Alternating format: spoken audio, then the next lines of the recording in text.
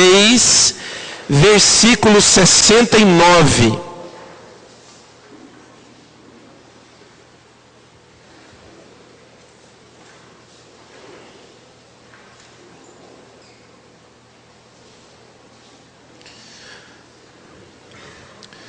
Depois da ministração da palavra, nós vamos apresentar os nossos visitantes. Vamos meditar nessa palavra, irmãos, uma história tremenda, e que o Senhor tem, uma das que o Senhor tem usado para me levar a meditar sobre esse tempo, um tempo de cura, um tempo de restauração, um novo tempo na nossa vida. Quantos podem dizer amém? Amém. Glórias a Deus. Mateus 26, Mateus 26, versículo 69.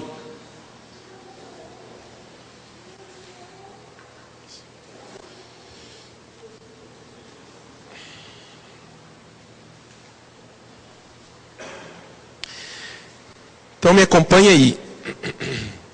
Diz assim: Pedro estava sentado no pátio. Antes, irmãos, deixa eu só explicar para você o contexto desse trecho que nós vamos ler aqui, para você ler o texto e entender, ter entendimento do que estava acontecendo. Nesse ponto aqui, Jesus acabara de ser preso.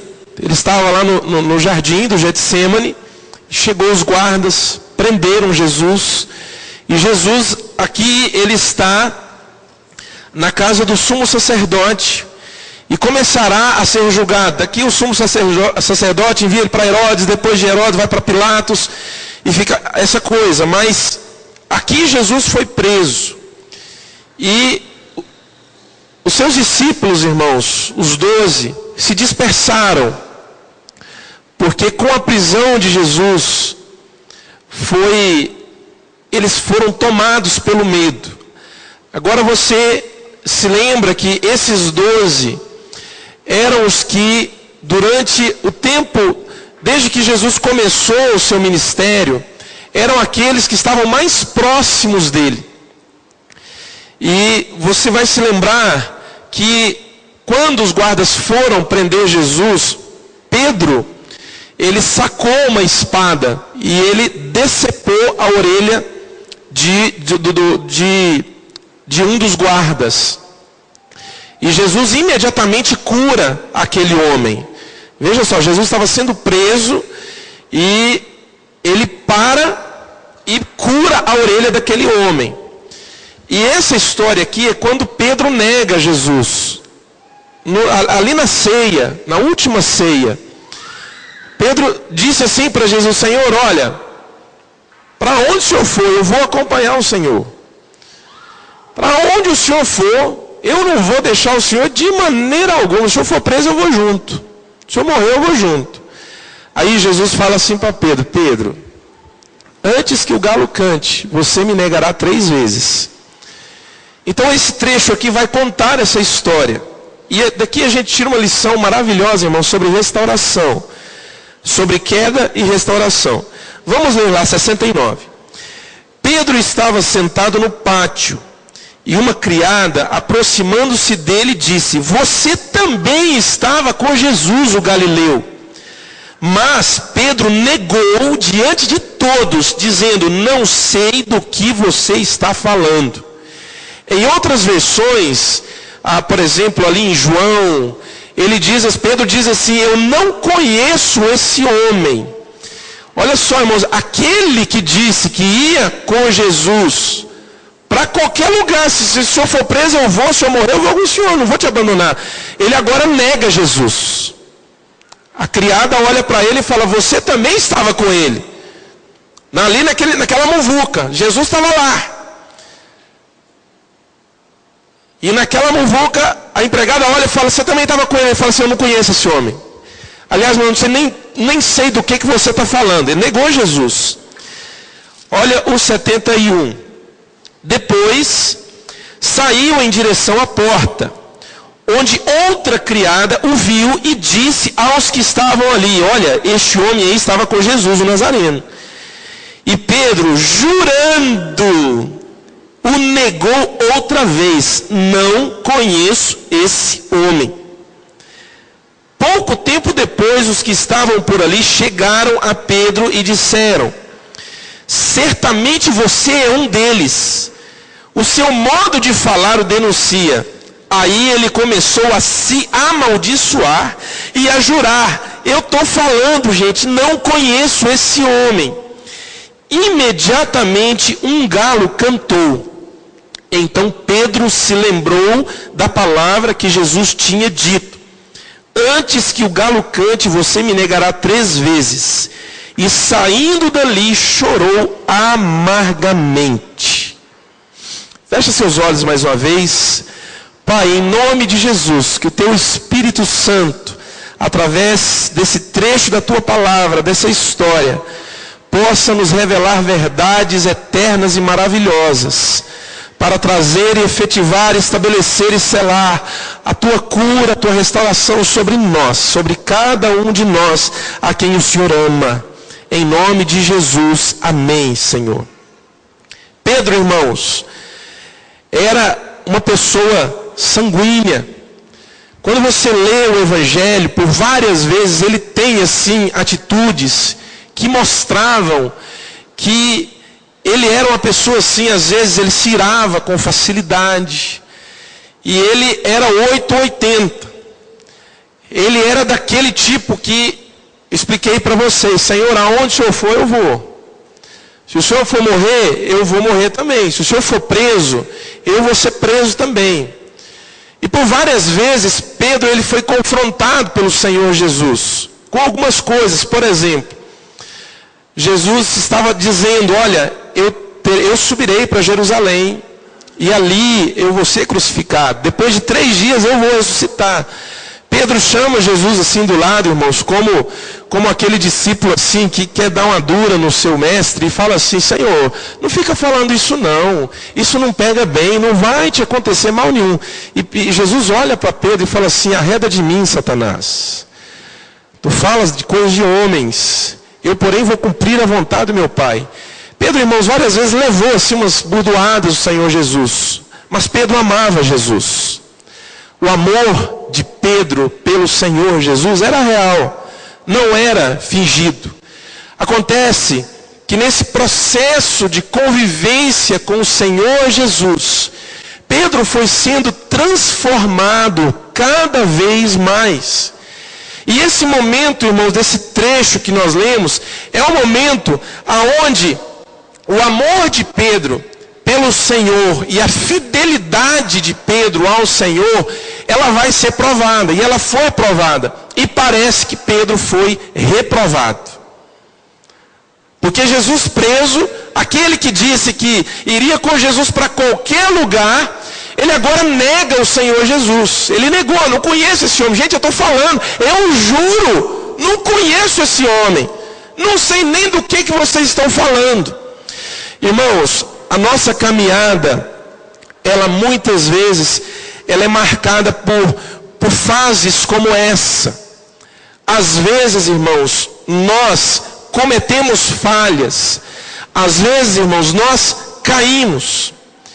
E às vezes, irmãos, o que toma conta de nós é um complexo de culpa muito grande. Na quarta-feira, eu estava ministrando uma palavra ali em Apocalipse, no capítulo 9, onde fala que no ressoar da 5ª trombeta, saem, esqueci o nome, gafanhotos. E eles têm o objetivo, esses gafanhotos, ali está falando de demônios. E esses gafanhotos, esses demônios, eles têm o objetivo de lançar tormento na alma dos homens, tormento na mente. A ferroada deles é como a ferroada de escorpião. Vocês sabem que gafanhoto não ferrou, pelo menos ferrou eu não sei. Mas ali é uma figura para mostrar, para falar sobre demônios que iriam agir no período da grande tribulação, na mente, trazendo tormentos. E fala que nesse período a morte será retirada da terra e os homens totalmente atormentados por esses demônios, eles procurarão a morte, mas a morte fugirá deles.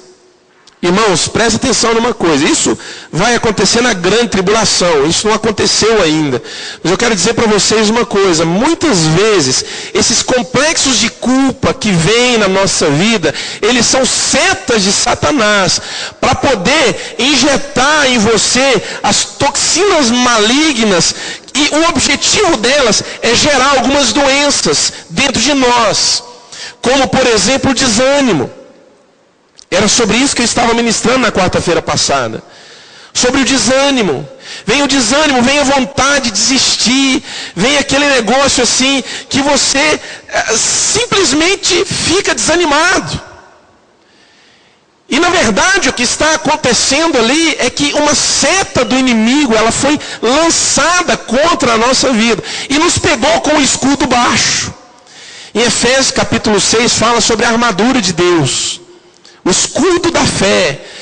Paulo fala lá sobre o escudo da fé, que é para ser usado para nós nos defendermos das setas malignas. Mas acontece algumas situações, irmãos, na nossa vida, que muitas vezes o escudo é abaixado. E a seta vem e acerta. E encravada ali é como o ferrão de uma abelha. Não sei se vocês sabiam disso. Quando o ferrão da abelha, ele fica fincado ali na pele, ele não está ali simplesmente fincado. Ele está liberando toxinas que estão ali dentro do ferrão da abelha. É por isso que o local da picada vai ficando inchado, vai ficando inchado, vai ficando inchado. E dói pra caramba. Muitas vezes, dependendo do inseto, se for uma vespa, se for um marimbondo, começa a inflamar ali ao redor. O negócio é que ali aquelas células estão morrendo, estão sofrendo por causa das toxinas ali que estão sendo injetadas. Irmãos, às vezes a seta de Satanás, que muitas vezes entra na nossa vida, o objetivo é justamente esse, ir lançando as toxinas. Aí vem o desânimo, aí vem a vontade de desistir. Como eu falei na quarta passada, desistir do quê? Da igreja? Não, desistir de ser crente. Eu vou desistir de ser crente. Por quê? Porque eu fui machucado. Porque eu fui afrontado. Porque eu fui ferido. Porque eu fui fruto de maledicência. Objeto de maledicência. E isso, irmãos, na verdade, se torna um grande tormento na nossa alma. E aí vem a queda. É por isso que eu estou dizendo para vocês, irmãos, que muitas vezes a queda, ela não é necessariamente o pecado. Pecou, caiu. Não, isso também é queda. Mas quando eu estou me referindo a essa queda, eu estou falando sobre você sentir os efeitos dessas toxinas malignas que vão agindo na nossa alma. Aí vem a rebeldia, você se rebela completamente contra tudo que se refere à igreja, contra tudo que se refere à liderança, contra tudo que se refere a qualquer coisa. Esposa se rebela contra o marido se rebela contra a esposa, filhos se rebelam contra os pais, porque são vítimas de uma toxina maligna que está agindo. Irmãos, essa história que nós lemos aqui, nós vamos levando essas duas assim meio paralelas aqui, mas esse momento é um momento triste. Quantas vezes, irmãos, nós nos surpreendemos com reações nossas no que diz respeito ao Senhor? Irmãos, com certeza Pedro, ele nunca imaginava que ele iria negar Jesus. Mas ali, tomado pelo medo, pela pressão, ele negou Jesus. Às vezes, irmãos, nós negamos Jesus com alguns atos, com algumas atitudes. Mas você repara que, se não me engano, em João, quando João conta essa história, João fala ali que no momento em que Pedro negou Jesus pela terceira vez, Jesus estava a uma distância assim que dava para ver, e Jesus olha para Pedro. Jesus não tinha nem ouvido, mas sabia. Jesus olha para Pedro, e o olhar de Jesus, irmãos, leva Pedro assim a um constrangimento profundo. Por isso que o texto diz que ele chora amargamente. chora amargamente. Pedro não suportou o olhar de Jesus. O olhar de Jesus, irmãos, revelou aquele momento em que aquilo que estava acontecendo com ele, irmãos, muitas vezes o olhar do Senhor para nós nos constrange. Às vezes, a palavra que nós ouvimos do Senhor Jesus, às vezes nós não ouvimos palavra do Senhor Jesus, mas sabe, aquele momento que você sabe que o Senhor te olhou e te constrangeu profundamente, e aí você chora amargamente. Olha comigo aqui, irmãos, porque nesse momento Pedro foi atingido. João capítulo 21, abre lá, João capítulo 21, versículo 1.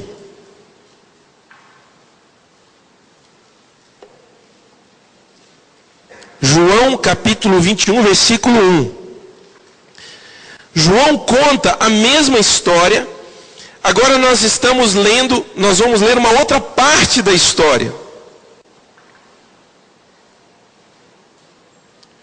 João capítulo 21, versículo 1 diz assim: depois disso, Jesus apareceu novamente aos seus discípulos, já ressuscitado, à margem do mar de Tiberíades. Foi assim: estavam juntos Simão Pedro, Tomé, chamado Dídimo, Natanael, de Caná da Galileia, os filhos de Zebedeu e 2 outros discípulos.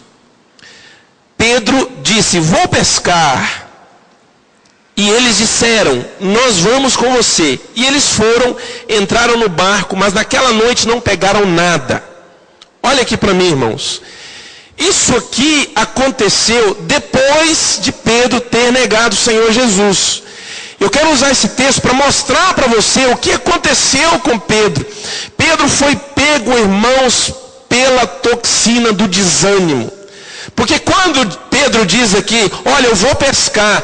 Irmãos, preste atenção. Pedro não estava falando que ia dar uma pescadinha para se desestressar. Não. Pedro estava desistindo da sua caminhada, desistindo da sua jornada, desistindo de tudo aquilo que o Senhor Jesus havia dito a ele e retornando ao que ele fazia antes. Ele era pescador. Então quando ele diz assim: eu vou pescar, eu estou indo pescar, ele está dizendo: gente, eu estou abandonando, estou esquecendo tudo isso, o tempo com Jesus deu o que tinha que dar, ele morreu, agora acabou tudo, vamos voltar a fazer eu vou voltar a fazer o que a gente fazia antes. E ele achou companheiros, ele achou gente que apoiou ele. Eu também vou com você. Foi atacado, irmãos, pela toxina do desânimo. Sabe, às vezes, irmãos, por causa do complexo de culpa que ele sentia quando ele se lembrava de que ele negou o Senhor Jesus. Irmãos, às vezes a nossa vida é exatamente assim. Além da toxina do desânimo, vem a toxina da culpa. E a culpa, irmãos, olha, a culpa é algo que vem direto de Satanás, porque Satanás, ele é acusador, e o objetivo dele para te levar ao desânimo é fazer você ficar lembrando daquilo que te fez cair, daquilo que te fez desanimar. Talvez Pedro se lembrava daquilo, né, que naquele momento assim que Jesus precisava, ali que, sabe, aquele momento assim, em que não era para abandonar, Pedro negou ele. E aquilo, sabe, era como uma punhalada no coração, sabe, vinha a culpa, e aí de repente todos aqueles que se sentem culpados, muitas vezes vão chegar a uma conclusão: eu não sou digno de andar com Jesus. Eu não sou digno de ser chamado de crente. Eu não sou digno de ser chamado de filho de Deus. Muitas vezes nós desistimos da caminhada porque estamos sendo movidos por um complexo de culpa muito grande. E a culpa não vem de Deus. A culpa vem da nossa alma, atormentada muitas vezes por Satanás, que é acusador. O fantástico disso tudo, irmãos, é que nós temos um Deus que não importa o que aconteceu, mas Ele pode nos restaurar e nos colocar em pé novamente. Não importa o que aconteceu. O que acontece ali é que Pedro está pescando, aí Jesus aparece, já ressuscitado dos mortos, ali vivinho da Silva. Jesus aparece na praia e Jesus grita assim para eles. Vocês viram que eles não tinham pegado nada. Quer dizer, voltou a fazer o que fazia antes, mas tudo dá errado. Sabe, irmãos, tem um texto que acho que, se não me engano, é Paulo, que diz assim: aquele que lança mão do arado não pode mais olhar para trás. E muitas vezes nós olhamos para trás e nós começamos a andar naqueles caminhos que nós andamos antes, movido pela culpa, pelo desânimo, seja lá o que for, pela frustração, pela decepção, pela tristeza. Mas as coisas começam a dar errado, irmãos. Eles pescaram a noite inteira e não pegaram nada. E aquilo era um negócio. Não ganharam nenhum dinheiro, nada. O negócio recomeçou e recomeçou muito mal. Aí, irmão, Jesus aparece na praia. Olha, irmãos, que espetáculo que é o Senhor Jesus. Jesus aparece na praia e grita assim para eles: ei, lancem a rede do outro lado do barco. Olha a alma de quem está desanimado. Olha, mas nós já pescamos a noite inteira, não pegamos nada. Mas sobre a tua palavra nós vamos lançar. E eles lançaram a rede, irmãos. E a palavra diz, o texto ali diz, logo em seguida é isso que nós lemos. Ali diz, irmãos, que a rede veio abarrotada de peixes. E quando eles trouxeram aquela rede cheia de peixes para o barco, a Bíblia diz que o barco quis afundar. E eles tiveram que chamar outros barcos que estavam próximos para poder ajudar. Querido, quando Jesus entra na nossa vida, ou entra novamente na nossa vida, tudo começa a funcionar. A provisão vem, o renovo vem, a cura vem, a palavra vem novamente para nós. Jesus não quer saber o que te derrubou, Ele só quer saber de te levantar. É isso que Ele quer. E quando a palavra do Senhor vem, irmãos, ela lança sobre nós o perfeito amor. Quando o Senhor vem de fato e de verdade, Ele lança sobre nós o perfeito amor. E lá em 1 João diz que no perfeito amor não há medo, mas antes o perfeito amor lança fora todo o medo, querido, para ser curado de todas essas coisas que estão dentro de nós, lançando desânimo, culpa, frustração, decepção, seja lá o que for. Irmãos, só o amor de Deus.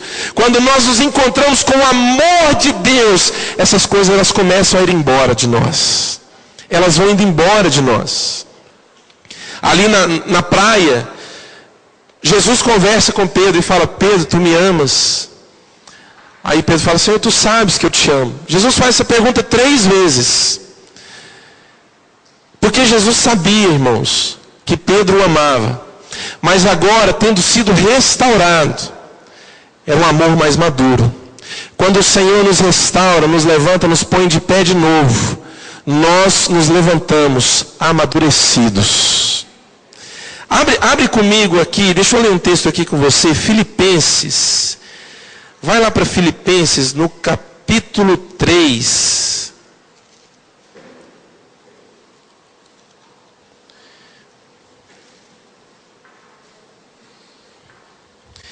Filipenses, no capítulo 3,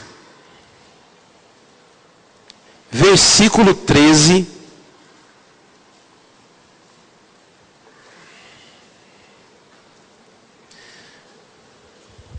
Filipenses está depois de Efésios. Gálatas, Efésios, Filipenses. Se você achou Colossenses e Tessalonicenses, você andou demais. É só voltar. É antes de Tessalonicenses.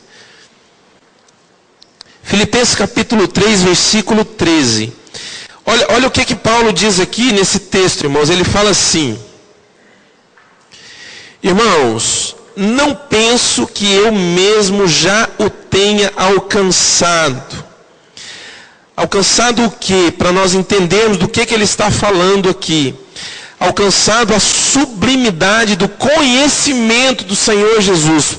Paulo está falando aqui de um relacionamento muito profundo com o Senhor, que traz para as nossas vidas o conhecimento do Senhor, e esse conhecimento ele vai nos transformando a cada dia, nos tornando mais maduros, nos tornando mais preparados para a caminhada cristã, na caminhada cristã, e vai trazendo para nós as características da natureza do Senhor Jesus.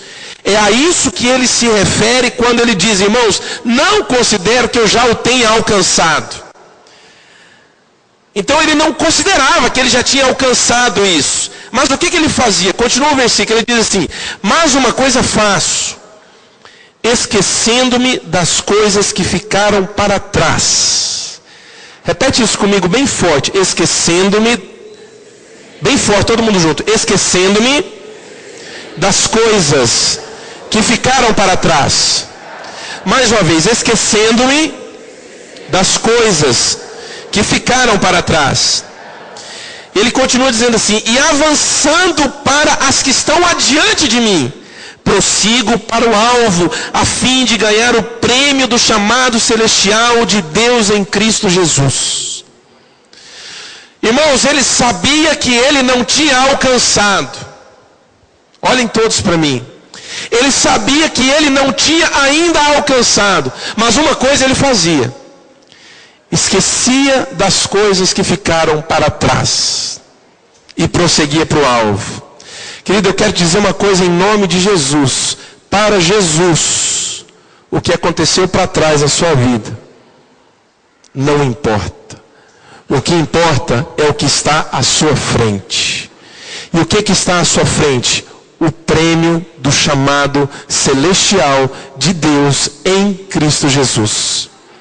Irmãos, nós precisamos aprender agora a esquecer o que ficou para trás.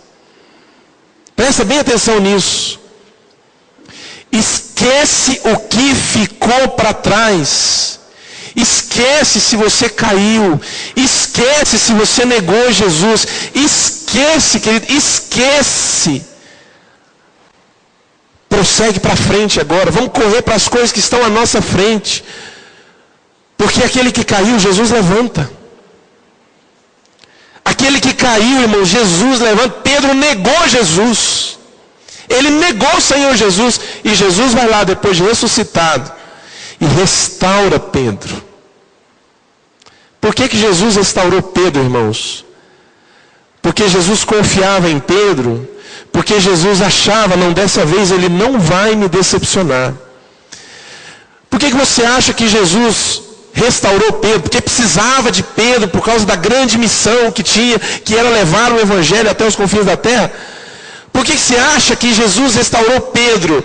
Você acha que Jesus restaurou Pedro porque Pedro merecia ser restaurado?